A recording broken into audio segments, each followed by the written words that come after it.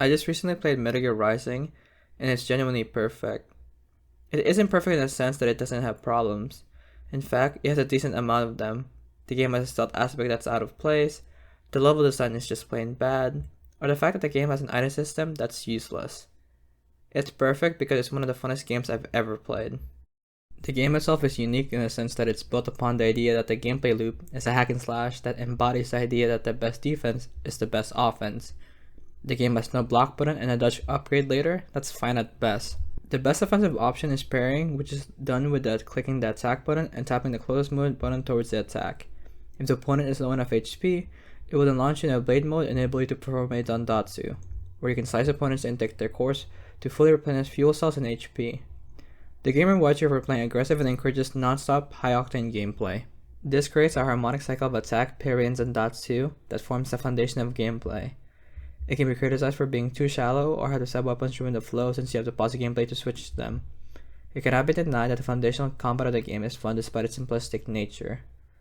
I personally will never get over the satisfaction of riding crushing enemy cores with the Zandatsu mechanic, as it's extremely satisfying no matter how many times I've seen it. Metal Gear Rising is one of the best soundtracks I've heard from a video game. So good to the point that I have all the songs from the game in my current gym playlist. Each boss in the game has an electronic metal song that contains aptly written lyrics that relate to the political nature of the fight or story. These songs are generally amazing themselves, but what elevates them is that the music is synced with the significant moments in the game. The first example of this would be during the intro boss fight against Metal Gear Ray. Just listen. Stop that plane!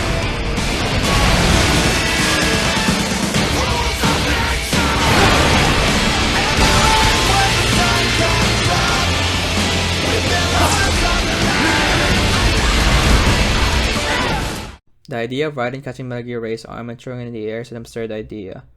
I would definitely find it cool the first time but wouldn't pay any attention in subsequent playthroughs. But when you add the music crescendoing and lyrics kicking in, it elevates this cool moment to a memorable one. Metal Gear Rising does this repeatedly with each boss fight, and it makes them have unique little memorable moments that leave a lasting impression. Now during subsequent playthroughs, I look forward to these moments as it's some of my favorite moments from the game. Although the gameplay is fun and the music is memorable, what transcends it to an iconic 10 out of 10 experience would be the pure meme-like quality of the game. The game came out in 2013, and to this single day, it's referenced or meme from some nook of the internet. Why don't you back it up with a source? My source is that I made it the fuck up. The game's story and scenes are so over the top and absurd, but the characters deal with them with the utmost seriousness. This leads to the creation of such quotable moments and lines from the game that are funny with or without context. To show a few of them, Hikari-chan, so kawaii. You'd be a little conspicuous just walking the streets. Relax, Kev. I'll blend right in. It's only nature running its course. Your memes end here. the pinnacle of this meme-like quality would be the final level of the game against US Senator Armstrong. Yes, a US Senator. It's genuinely one of the most iconic final bosses from a video game for numerous reasons.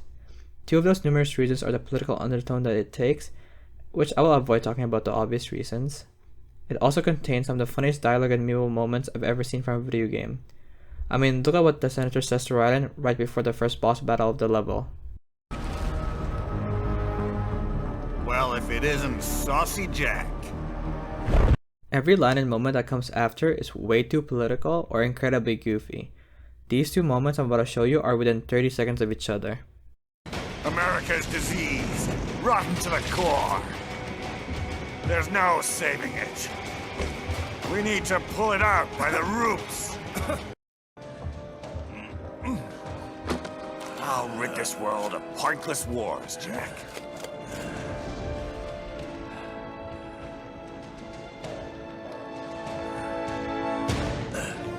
I was wrong. You're not greedy.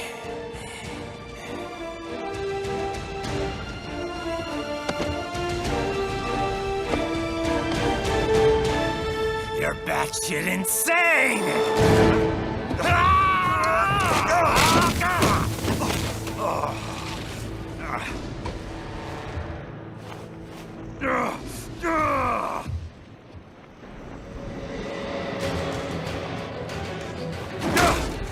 It's genuinely hard to explain how these two scenes can exist within such a short time frame and not be jarring at all. I'm not gonna say these two scenes complement each other, but they somehow merge to something that helps give the game a meme-like quality to make it such a lovable game. You can't help but enjoy scenes ironically from the corny dialogue like here. I said my sword was a tool of justice. Not used in anger. Not used for vengeance. But now I'm not so sure. And besides, this isn't my sword. Or scenes that are genuinely so random. I could break the president in two with my bare hands.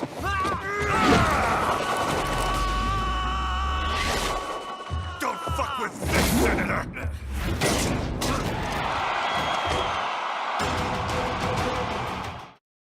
Metal Gear Rising was never considered a perfect game, even with all the positive light that's gained all these years later.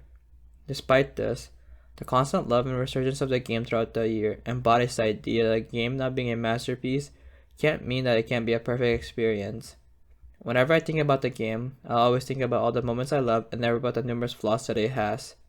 The unintentional and intentional elements of the game merge something that makes the game an experience like no other.